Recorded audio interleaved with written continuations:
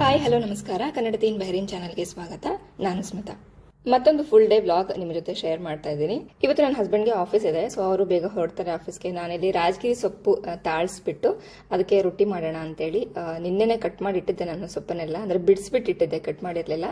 So ಅದನ್ನೆಲ್ಲ ಚೆನ್ನಾಗಿ ತೊಳ್ಕೊಂಡ್ಬಿಟ್ಟು ಎತ್ತಿಟ್ಕೊಂಡ್ರೆ, ಇನ್ನೊಂದು ಕಡೆ ನಾನು ರೊಟ್ಟಿಗೆ ಹಿಟ್ಟನ್ನ ಕಲ್ಸ್ಕೊಂಡ್ರೆ ಒಂದು 10 ನಿಮಿಷ ಹಂಗೆ ರೊಟ್ಟಿ ಹಿಟ್ಟು ಚೆನ್ನಾಗಿ ನೆಂದ್ಕೊಂಡ್ರೆ ಚೆನ್ನಾಗಿರುತ್ತೆ ರೊಟ್ಟಿ ಮಾಡ್ಕೊಳ್ಳೋಕೆ. ಇನ್ನೊಂದೇನು ಅಂದ್ರೆ ಕಿಚನ್ ಅಲ್ಲಿ ನಾವು ಎಷ್ಟೇ ಬಿಸಿ ಇದ್ರೂ ಕೂಡ ಮಧ್ಯದಲ್ಲಿ ಪಾತ್ರೆಗಳು ಬೀಳ್ತಾ ಇದ್ದಂಗೆ ಒಂದೊಂದು ಎರಡು ವಾಶ್ ಮಾಡ್ತಾ ಇದ್ರೆ ತುಂಬಾ ಈಸಿ ಆಗುತ್ತೆ, ಫುಲ್ ಮೆಸ್ಸಿ ಅಂತ ಅನ್ಸೋದಿಲ್ಲ. ಹಾಗೇನೆ ನನ್ನ ಹಸ್ಬೆಂಡ್ಗೆ ನಾನು ಓಟ್ಸ್ ಕೊಡಬೇಕಿತ್ತು, ಹಾಗೆ ಎನರ್ಜಿ ಡ್ರಿಂಕ್ ನ ಕೊಡಬೇಕಿತ್ತು. ಸೊ ಹಾಲನ್ನ ಬಿಸಿ ಮಾಡೋದಕ್ಕಿಟ್ಟೆ, ಇನ್ನೊಂದ್ ಕಡೆ ಗಂಜಿನ ನಾನು ಕಾಯಿಸ್ಕೊಳ್ತಾ ಇದ್ದೀನಿ. ಈ ಗಂಜಿ ಮಾಡೋದು ಕೂಡ ತುಂಬಾನೇ ಸಿಂಪಲ್ ಆಗಿ ಮಾಡ್ಬೋದು. ಸ್ವಲ್ಪ ಹಿಟ್ಟು ತಗೊಂಡು ನೀರು ಹಾಕಿ ಚೆನ್ನಾಗಿ ಮಿಕ್ಸ್ ಮಾಡ್ಕೊಂಡ್ಬಿಟ್ಟು ಮತ್ತೆ ಒಲೆ ಮೇಲೆ ಕುದಿಸ್ಲಿಕ್ಕೆ ಇಡಬೇಕು. ಸೊ ಬೇಗ ರೆಡಿ ಆಗಿಬಿಡುತ್ತೆ. ಬಟ್ ಅದನ್ನ ಸ್ವಲ್ಪ ಕ್ಲೋಸ್ ಮಾಡಿ ಒಂದ್ ಸ್ವಲ್ಪ ಬಿಟ್ಟಾಗ ಆ ಕಾಳುಗಳೇನಿರುತ್ತಲ್ವಾ, ಅಂದ್ರೆ ಮಿಲೆಟ್ಸ್ ಅಲ್ವಾ ಇದು ಪೌಡರು, ಸೊ ಅದು ನೀಟಾಗಿ ಅರಳ್ಕೊಳ್ಳುತ್ತೆ. ಆಗ ಮತ್ತೆ ನಾನು ಕುಡಿಲಿಕ್ಕೆ ಕೊಡ್ತೀನಿ ಅವ್ರಿಗೆ. ಇನ್ನು ಸೊಪ್ಪಿಗೆ ಜಾಸ್ತಿ ನಾವು ಆನಿಯನ್ ಹಾಕಿದ್ರೆ ತುಂಬಾ ಚೆನ್ನಾಗಿರುತ್ತೆ ಟೇಸ್ಟ್. ನಾನಿಲ್ಲಿ ಒಗ್ಗರಣೆ ಕೂಡ ಹಾಕೊಂಡಿದ್ದಾಯ್ತು. ಇನ್ನೊಂದು ಕಡೆ ಗಂಜಿಗೆ ಸ್ವಲ್ಪ ಹಾಲನ್ನ ಹಾಕ್ಬಿಟ್ಟು ಸ್ವಲ್ಪ ಹನಿನ ಹಾಕಿ ಮಿಕ್ಸ್ ಮಾಡಿ ಕೊಟ್ಟೆ ನಾನು ಅವರಿಗೆ. ಸೊ ಆನಿಯನ್ ಎಲ್ಲ ಚೆನ್ನಾಗಿ ಫ್ರೈ ಆಗಿತ್ತು. ಸೊ ಸೊಪ್ಪನ್ನೆಲ್ಲ ನಾನು ಪಾತ್ರೆಗೆ ಹಾಕೊಳ್ತಾ ಇದ್ದೀನಿ. ಜಸ್ಟ್ ಲಿಡ್ ಕ್ಲೋಸ್ ಮಾಡಿದ್ರೆ ಸಾಕು. ತುಂಬಾ ಜಾಸ್ತಿ ಅಂತ ಅನಿಸ್ತದಲ್ವಾ, ತುಂಬಾ ಕಡಿಮೆ ಆಗ್ಬಿಡುತ್ತೆ. ಒಂದು 5 ಕಟ್ ಹಾಕಿರೋದು ನಾನು. ಮತ್ತೆ ನೋಡಿದ್ರೆ ಎಷ್ಟು ಸ್ವಲ್ಪ ಆಗುತ್ತೆ ಸೊಪ್ಪು ಅಂತ ಹೇಳ್ಬಿಟ್ಟು. ಜೊತೆಗೆ ನಾನು ಇಲ್ಲಿ ಸ್ವಲ್ಪ ಡ್ರೈ ಫ್ರೂಟ್ಸ್ ನಟ್ಸ್ ನ ಬಿಡಿಸಿ ಬಾಕ್ಸ್ಗೆ ಹಾಕ್ತಾ ಇದ್ದೆ, ಓಟ್ಸ್ಗೆ. ಇದು ಬಂದು ನನ್ನ friend last 15 days back dates ನ ಕೊಟ್ಟಿದ್ದು, ಫ್ರೆಶ್ ಇಲ್ಲಿ ಇಳಿಸ್ತಾರೆ ಇವಾಗ ಮರಗಳಲ್ಲಿ, ಬ್ಯಾರಿನಲ್ಲಿ. ಸೊ ಅದು ಎಷ್ಟು ಚೆನ್ನಾಗಿರುತ್ತೆ ಟೇಸ್ಟ್ ಅಂತಂದ್ರೆ, ಆ ಫ್ರೆಶ್ನೆಸ್ ತುಂಬಾ ಚೆನ್ನಾಗಿರುತ್ತೆ. ಒಂದು 2 kg ಅಷ್ಟು ತಗೊಂಡ್ ಬಂದು ಕೊಟ್ಟಿದ್ರು ನಂಗೆ. ನೋಡಿ ಸೊಪ್ಪು ಬೇಯ್ತಾ ಬೇಯ್ತಾ ಎಷ್ಟು ಕಡಿಮೆ ಆಗೋಯ್ತು ಅಂತ. ಇನ್ನೂ ಕಡಿಮೆ ಆಗುತ್ತೆ. ಚೆನ್ನಾಗಿ ಮಿಕ್ಸ್ ಮಾಡ್ಕೊಳ್ತಾ ಇದನ್ನ ಹೀಗೆ ಮುಚ್ಚಿಟ್ಕೊಳ್ಬೇಕು. ನೀರೇನಾದ್ರು ಬೇಕಿತ್ತು ಅಂದ್ರೆ ಒಂದ್ ಸ್ವಲ್ಪ ನೀರು ಸುಂಕುರ್ಸ್ಕೊಂಡ್ಬಿಟ್ಟು ನಾವು ಮುಚ್ಚಿಡ್ತಾ ಇದ್ರೆ ಅದೇ ನೀರಿನ ಬಿಸಿಯಲ್ಲಿ ಅದು ಚೆನ್ನಾಗಿ ಹರಳ್ಕೊಳ್ಳುತ್ತೆ. ಎಷ್ಟು ಗಟ್ಟಿಯಾಗಿರುವಂತಹ ಬೇರುಗಳನ್ನ ನಾವು ಹಾಕಿದ್ರು ಕೂಡ ಅಷ್ಟೇ ಸಾಫ್ಟ್ ಆಗಿ ಆಗ್ಬಿಡುತ್ತೆ. ಅದೇ ಬಿಸಿಯಲ್ಲಿ ಸಣ್ಣ ಉರಿಯಲ್ಲಿ ನಾವು ಬೇಯಿಸ್ಕೊಳ್ಬೇಕು. ಜೊತೆಗೆ ನಾನು ರೊಟ್ಟಿನ ಕೂಡ ಮಾಡ್ಕೊಳ್ತಾ ಇದ್ದೆ. ಇಲ್ಲಿ ನನ್ನ ಹಸ್ಬೆಂಡ್ ಕೂಡ ರೆಡಿ ಆಗ್ಬಿಟ್ಟು ಬಂದು ನಂಗೆ ಹೆಲ್ಪ್ ಮಾಡ್ತಾ ಇದ್ರು. ಅಂಡ್ ಈಗ ನೋಡ್ಬೋದು ನೀವು ಸೊಪ್ಪು ಎಷ್ಟು ಕಡಿಮೆ ಆಗಿದೆ ಅಂತ. ಇಷ್ಟು ಜಾಸ್ತಿ ಸೊಪ್ಪು ಎಷ್ಟು ಕಡಿಮೆ ಆಗೋಯ್ತು. ಸೊ ಒಂದು ಬಾಕ್ಸ್ಗೆ ಓಟ್ಸ್ ಹಾಕಿದೆ, ಇನ್ನೊಂದು ಬಾಕ್ಸ್ಗೆ ಪಲ್ಯ, ರೊಟ್ಟಿ, ಮತ್ತೆ ಒಂದು ಮಿಲೆಟ್ಸ್ ಲಡ್ಡು, ಮತ್ತೆ ಸ್ವಲ್ಪ ಮೊಸರು ಮತ್ತೆ ಪುಡಿ ಹಾಕೊಟ್ಟಿದ್ದೀನಿ ನಾನು.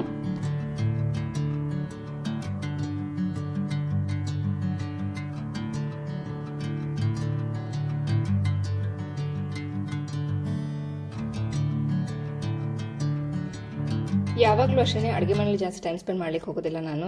ನೋಡ್ತಾ ಇದ್ರಲ್ಲ ಎಷ್ಟು ಬೇವ್ತಿದ್ದೀನಿ ಅಂತ ಹೇಳ್ಬಿಟ್ಟು, ಸಿಕ್ಕಾಪಟ್ಟೆ ಶೆಕೆ ಬಹರೇನಲ್ಲಿ. ಹಾಗಾಗಿ ಮ್ಯಾಕ್ಸಿಮಮ್ ಅಂದ್ರೆ 1 hour ಇಲ್ಲ 1.5 hour ಅಷ್ಟೇನೆ.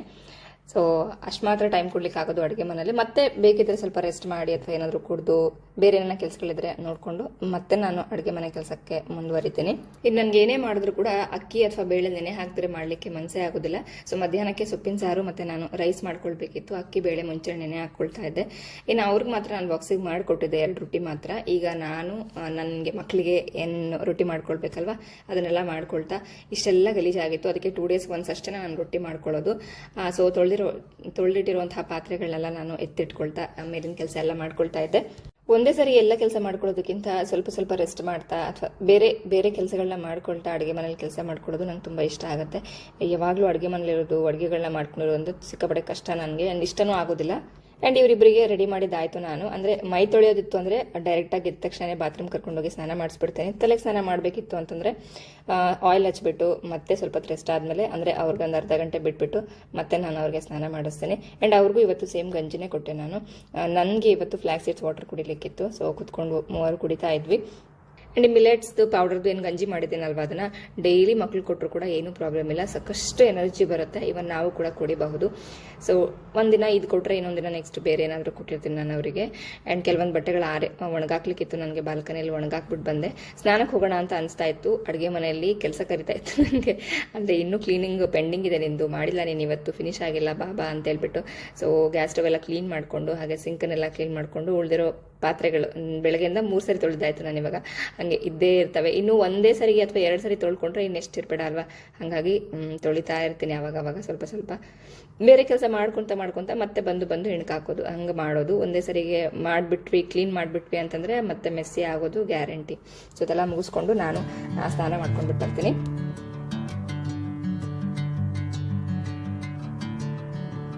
ಇನ್ನು ಸ್ನಾನ ಮಾಡ್ಕೊಂಡು ರೆಡಿ ಆಗಿಬಿಟ್ಟು ಬಂದಿದ್ದಾಯಿತು.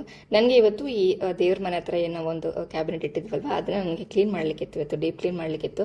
ಸೊ ಕೆಲವೊಂದು ಬೇಡದಿರೋದೆಲ್ಲ ನನ್ನ ಮಗ ದೊಡ್ಡ ಮಗ ಇಟ್ಟಿರ್ತಾನೆ, ಕಾರ್ಡ್ಬೋರ್ಡ್ ಬಾಕ್ಸಸ್ಗಳೆಲ್ಲ ಬೇಕು ಮಮ್ಮಿ ನನಗೆ ಅಂತ ಹೇಳ್ಬಿಟ್ಟು ಅದನ್ನೆಲ್ಲ ಎತ್ತಿ ಬಿಸಾಕಿದ್ದಾಯಿತು.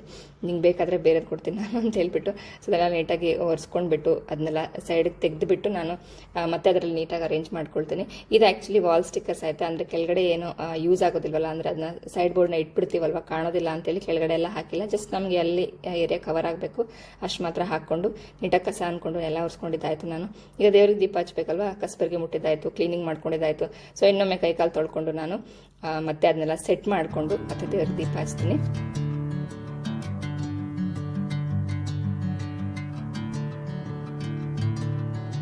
ಈ ಒಂದು ಕ್ಯಾಬಿನೆಟಲ್ಲಿ 2 ದೊಡ್ಡದು ಏನು ಡೋರ್ ಇದೆ ಅಲ್ವಾ, ಅದರಲ್ಲಿ ನಾನು ಸ್ವಲ್ಪ ಕ್ರಾಕರಿ ಐಟಮ್ಸ್ನ ಇಟ್ಕೊಂಡಿದ್ದೀನಿ. ಇನ್ನು ಸ್ಮಾಲ್ ಡ್ರಾವರ್ಸ್ ಏನಿದಾವಲ್ವ ಅದರಲ್ಲೆಲ್ಲ ದೇವ್ರ ಐಟಮ್ಸ್ಗಳನ್ನ ಇಟ್ಟಿದ್ದು, ಅದನ್ನ ಇವತ್ತೇನು ಕ್ಲೀನ್ ಮಾಡ್ಲಿಕ್ಕೆ ಹೋಗಲ್ಲ, ಜಸ್ಟ್ ಇದು ಮಾತ್ರ ಮಾಡ್ಕೊಳ್ತೀನಿ. ಇನ್ನು ಬಾಕಿ ಉಳಿದಿರುವಂತಹ ಕ್ರಾಕರಿ ಐಟಮ್ಸ್ನ ನಾನು ಇನ್ನೊಂದು ಕಡೆ ಸೆಟ್ ಮಾಡ್ಕೊಂಡಿದ್ದೀನಿ. ಕಿಚನಲ್ಲಿ ಹತ್ತಿರದಲ್ಲೇ ಒಂದು ಕ್ಯಾಬಿನೆಟ್ ಇದೆ, ಸೊ ಅಲ್ಲಿ ಅರೇಂಜ್ ಮಾಡ್ಕೊಂಡಿದ್ದೀನಿ ನಾನು. ಸೊ ಇದೆಲ್ಲ ಮಾಡ್ಕೊಳ್ಳೋಷ್ಟರಲ್ಲಿ ಬ್ರೇಕ್ಫಾಸ್ಟ್ಗೂ ಟೈಮ್ ಆಗಿತ್ತು. ಸೊ ನಾನು ಮಕ್ಕಳಿಗೆ ಇಬ್ಬರಿಗೂ ರೊಟ್ಟಿ ಮತ್ತು ಪಲ್ಯ ಕೊಡ್ತಾ ಇದ್ದೆ. ಆ್ಯಂಡ್ ಪುಡಿನ ಒಂದು 2 ಸ್ಪೂನ್ ಆದರೂ ಡೈಲಿ ಕೊಟ್ಟೇ ಕೊಡ್ತೀನಿ. ನಾನು ಲಾಸ್ಟ್ ಟೈಮ್ ನಿಮಗೆ ವೆಯ್ಟ್ ಲಾಸ್ ಸೀರೀಸಲ್ಲಿ ತೋರಿಸಿದೆ ಪುಡಿನ ಹೇಗೆ ಮಾಡೋದು ಅಂತ ಹೇಳ್ಬಿಟ್ಟು. ಸೇಮ್ ಪುಡಿನ ನಾವು ಯೂಸ್ ಮಾಡ್ತೀವಿ ಒಂದು 2 ಟೈಮ್ಸು, ಇಲ್ಲ ಮಕ್ಕಳಿಗೆ ಕೂಡ ಹಾಕ್ತೀವಿ ಕೂಡ. ಆ್ಯಂಡ್ ನನಗೆ ವಾಲ್ನಟ್ಸು ಮತ್ತು ಮಿಲೆಟ್ಸ್ ಪೌಡರ್ದು ಒಂದು ಲಡ್ಡು ತಿಂದೆ ನಾನಿವತ್ತು, ಅದು ಬ್ರೇಕ್ಫಾಸ್ಟ್ ನನಗೆ. ಸೊ ಈಗ ಬೇಳೆ ಮತ್ತು ಅಕ್ಕಿ ಎಲ್ಲ ತುಂಬ ಚೆನ್ನಾಗಿ ನೆಂದ್ಕೊಂಡಿದೆ. ಇದಕ್ಕೆ ನಾನು ಫಸ್ಟ್ ಬೇಳೆನ ಟೊಮೆಟೊ ಹಾಕಿಬಿಟ್ಟು ಸ್ವಲ್ಪ ನೀರು ಹಾಕಿಬಿಟ್ಟು ಒಂದು 3 ರಿಂದ 4 ವಿಷಲ್ ಕೂಗಿಸ್ಕೊಳ್ತೀನಿ. ಮತ್ತೆ ಇದಕ್ಕೆ ಏನೇನೆಲ್ಲ ಹಾಕಬೇಕು ಸೊಪ್ಪಿನ ಸಾರಿಗೆ ಅದನ್ನೆಲ್ಲ ಹಾಕಿಬಿಟ್ಟು ಮತ್ತೆ ಇನ್ನೊಂದು 3 ವಿಷಲ್ ಕೂಗಿಸ್ಕೊಳ್ತೀನಿ. ಈ ಥರ ಮಾಡಿದ್ರೆ ಸೊಪ್ಪಿನ ಸಾರು ತುಂಬ ಚೆನ್ನಾಗಿರುತ್ತೆ. ತುಪ್ಪ ಹಾಕ್ಕೊಳ್ದ್ರೇ ತುಪ್ಪದ ಥರ ರುಚಿ ಬರ್ತಾ ಇರುತ್ತೆ.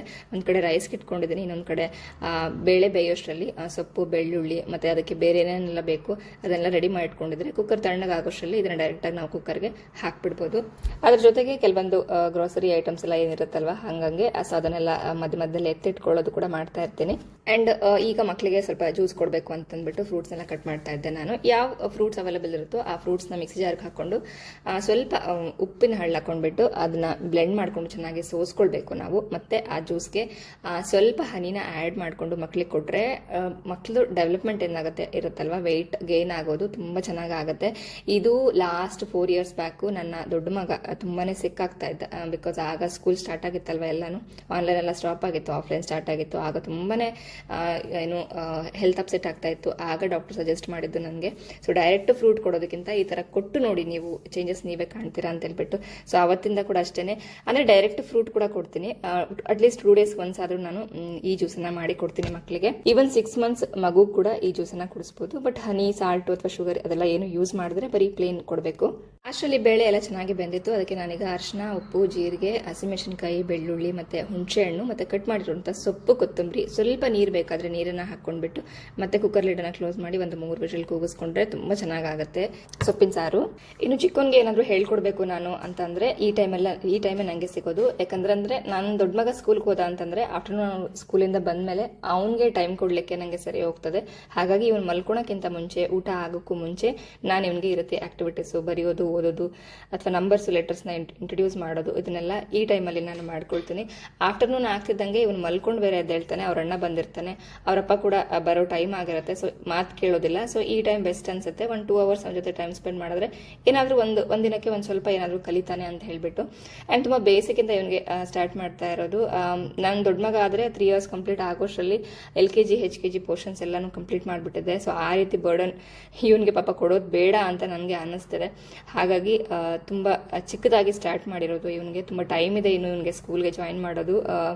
LKG HKG ಸ್ಕಿಪ್ ಮಾಡಿಬಿಟ್ಟು ಫಸ್ಟ್ ಗ್ರೇಡಿಂದ ಜಾಯಿನ್ ಮಾಡೋಣ ಅಂತ ಪ್ಲ್ಯಾನ್ ಮಾಡ್ಕೊಳ್ತಾ ಇದ್ದೀವಿ. ಹಾಗಾಗಿ ಆ್ಯಂಡ್ ಬರೀ ನನ್ನಿಂದ ಮಾತ್ರ ಇವನು ಕಲಿಯೋದಿಲ್ಲ, ಅವ್ರ ಅಪ್ಪ ಜೊತೆ ಕಲಿತಾನೆ. ಆ್ಯಂಡ್ ಅವ್ರ ಅಣ್ಣ ಕೂಡ ಅಷ್ಟೇ, ಆಟ ಆಡ್ಕೊಳ್ತಾರೆ. ನನ್ನ ದೊಡ್ಡ ಮಗ ಸಾಕಷ್ಟು ವಿಚಾರಗಳನ್ನ ಇವನಿಗೆ ಹೇಳ್ಕೊಡಕ್ಕೆ ಟ್ರೈ ಮಾಡ್ತಾನೆ ಕೂಡ. ಇವನು ಎಷ್ಟೇ ತಲೆಹರಟೆ ಮಾಡಿದ್ರು ಅವ್ರ ಅಣ್ಣನಿಗೆ ಕೆಲವೊಂದ್ಸರಿ ಹೊಡಿತಾನೆ ಕೂಡ, ಆದರೂ ಕೂಡ ಅವನು ನಿಧಾನಕ್ಕೆ ಅವ್ನಿಗೆ ಹೇಳ್ಕೊಡಕ್ಕೆ ಟ್ರೈ ಮಾಡ್ತಾ ಇರ್ತಾನೆ. ಆಟ ಆಡ್ಕೊಳ್ತಾನೆ. ಬೇಸಿಕ್ ಅವ್ನಿಗೆ ಏನು ಹೇಳ್ಕೊಡ್ಬೇಕು ಅದನ್ನೆಲ್ಲ ಹೇಳ್ಕೊಡಕ್ಕೆ ಅವ್ನು ದೊಡ್ಡವನು ಟ್ರೈ ಮಾಡ್ತಾ ಇರ್ತಾನೆ. ಅಂದರೆ ಮನೆಯಲ್ಲಿ ಟಿವಿಗೆ ಅಂದರೆ ಏನಂತ ಕರೀತಾರೆ ಪ್ರಾಪರ್ ಆಗಿ, ಲೈಕ್ ಟೆಲಿವಿಷನ್ ಅಂತ ಕರೆಯೋದು, ಟೆಲಿಫೋನ್ ಅಂತ ಹೇಳೋದು, ಈ ಥರ ಮನೆಯಲ್ಲಿ ಇರುವಂತಹ ಐಟಮ್ಸ್ಗಳನ್ನ ಪ್ರಾಪರ್ ಆಗಿ ಹೇಗೆ ನಾವು ಹೇಳಬೇಕು ಅಂತ ಆ ಥರದನ್ನೆಲ್ಲ ಹೇಳ್ತಿರ್ತಾನೆ. ಕಿಚನ್ ಐಟಮ್ಸ್ ಅಲ್ಲಿ ಇರುವಂತಹ ಐಟಮ್ಸ್ಗೆ ಪ್ರಾಪರ್ ಆಗಿ ಹೇಗೆ ನಾವು ಹೇಳ್ತೀವಿ, ನಾವೆಲ್ಲ ಏನೋ ಒಂದು ಹೇಳ್ತಾ ಇರ್ತೀವಲ್ವಾ, ಆ ಥರ ಅಲ್ಲ. ಅವನು ಅದು ಪ್ರಾಪರ್ ವರ್ಡ್ ಏನಿದೆ ಅದನ್ನ ಹೇಳ್ಕೊಡಕ್ಕೆ ಟ್ರೈ ಮಾಡ್ತಿರ್ತಾನೆ ಅವರನ್ನ. ಅಂಡ್ ನನ್ನ ಹಸ್ಬೆಂಡು ಡ್ರಾಯಿಂಗ್ಸ್ ಅಲ್ಲಿ ತುಂಬಾ ಚೆನ್ನಾಗಿ ಮಾಡ್ತಾರೆ. ಸೊ ಡ್ರಾಯಿಂಗ್ಸ್ನೆಲ್ಲ ಅವ್ರ ಹತ್ರ ಕಲಿತಾನೆ. ಡ್ರಾಯಿಂಗ್ಸ್ ಕಲರಿಂಗ್ಸ್ ತುಂಬಾ ಇಷ್ಟ ಇವನಿಗೆ. ಅದು ಡ್ರಾಯಿಂಗ್ ಕಲರಿಂಗ್ ಮಾಡುವಾಗಂತೂ ಮುಳುಗ್ಬಿಟ್ಟಿರ್ತಾನೆ, ಎದ್ದೇಳೋದೇ ಇಲ್ಲ. ಬಾಕಿ ಊಟ ಮಾಡೋ ಟೈಮಲ್ಲಿ ಆ ಕಡೆ ಈ ಕಡೆ ಎದ್ದು ಓಡಾಡ್ತಾನೇನೋ, ಬಟ್ ಡ್ರಾಯಿಂಗು ಕಲರಿಂಗು ಇದೆಲ್ಲ ಮಾಡುವಾಗ ಎದ್ದು ಓಡಾಡೋದೇ ಇಲ್ಲ ಅವನು. ಇನ್ನು ಅಷ್ಟರಲ್ಲಿ ಕುಕ್ಕರ್ ಎಲ್ಲ ಚೆನ್ನಾಗಿ ವಿಜಿಲ್ ಬಂದು ತಣ್ಣಗಾಗಿತ್ತು. ಸೊ ಈಗ ನಾವು ಇದಕ್ಕೆ ಬೇಕಾದ್ರೆ ಉಪ್ಪನ್ನ ಹಾಕೊಂಡ್ಬಿಟ್ಟು ಚೆನ್ನಾಗಿ ಮಸ್ತ್ಕೊಂಡು ಒಗ್ಗರಣೆ ಹಾಕೊಳ್ಳೋದು ಅಷ್ಟೇ. ಒಗ್ಗರಣೆಗೆ ಸ್ವಲ್ಪ ಸಾಸಿವೆ ಆಯಿಲ್ ಹಾಕೊಂಡ್ಬಿಟ್ಟು ಸಾಸಿವೆ, ಜೀರಿಗೆ, ಕರಿಬೇವು, ಸ್ವಲ್ಪ ಹಿಂಗು, ಒಣಮೆಣಸಿನ್ಕಾಯಿ, ಬೇಕಾದ್ರೆ ಬೆಳ್ಳುಳ್ಳಿನ ಸಹ ಜಜ್ಬಿಟ್ಟು ಹಾಕೊಂಡು ಒಗ್ಗರಣೆ ಮಾಡ್ಕೊಂಡ್ರೆ ಆಯ್ತು. ಸೊ ಅವ್ರಿಗೆ ಇಬ್ಬರಿಗೆ ಮಧ್ಯಾಹ್ನಕ್ಕೆ ಊಟಕ್ಕೆ ಕೊಡೋದಿತ್ತು. ನಾನು ಒಂದು ರೊಟ್ಟಿ, ಪಲ್ಯ, ಹಾಗೇನೆ ಸ್ವಲ್ಪ ಚಟ್ನಿ ಪುಡಿ, ಮೊಸರು ಎಲ್ಲ ಹಾಕೊಂಡಿದ್ದೆ. ಇವ್ರಿಗೆ ಊಟಕ್ಕೆ ಕೊಟ್ಬಿಟ್ಟು ಊಟ ಎಲ್ಲ ಮುಗ್ದಿತ್ತು. ಸೊ ಚಿಕ್ಕವನ್ನ ಮಲಗಿಸ್ಬೇಕಿತ್ತು. ಸೊ ಅವನು ಮಲ್ಕೊಳ್ತಾನೆ. ರೂಮ್ ಎಲ್ಲ ಫುಲ್ ಡಾರ್ಕ್ ಮಾಡಿದ್ರೆ ಅವ್ನು ಮಲ್ಕೊಳ್ತಾನೆ. ಈವನ್ ಡೇ 1 ಕೂಡ ಅಷ್ಟೇನೆ. ಅವನು ರೂಮ್ ನಾವೇನಾದ್ರು ಅಕಸ್ಮಾತ್ ಬೈ ಮಿಸ್ಟೇಕ್ಲಿ ಕರ್ಟನ್ ಕ್ಲೋಸ್ ಮಾಡಿಲ್ಲ ಅಂತಂದ್ರೆ ಕೂಗ್ತಾನೆ, ಮಮ್ಮಿ ಕರ್ಟನ್ ಕ್ಲೋಸ್ ಮಾಡಬಾ, ತುಂಬಾ ಬೆಳಕಿದೆ ಅಂತ ಹೇಳ್ಬಿಟ್ಟು. ಸೊ ಒಂದು ಅಭ್ಯಾಸ ಆಗಿದೆ ಅವನಿಗೆ ಡಾರ್ಕಲ್ಲಿ ಮಲ್ಕೊಳ್ಳೋದು.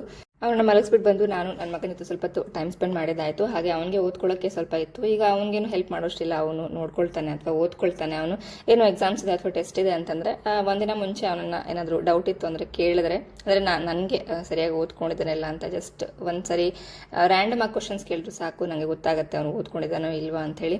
ಸೊ ಅದೆಲ್ಲ ಮುಗಿಸ್ಬಿಟ್ಟು ಬಂದು ನಾನು ಸ್ವಲ್ಪ ಗ್ರಾಸರಿ ಐಟಮ್ಸ್ ಎಲ್ಲ ಇತ್ತು, ಅದನ್ನೆಲ್ಲ ಎತ್ತಿಡ್ತಾ ಇದ್ದೆ. ಹೀಗೆ ಒಂದಲ್ಲ ಒಂದು ನಡೀತಾ ಇರುತ್ತೆ.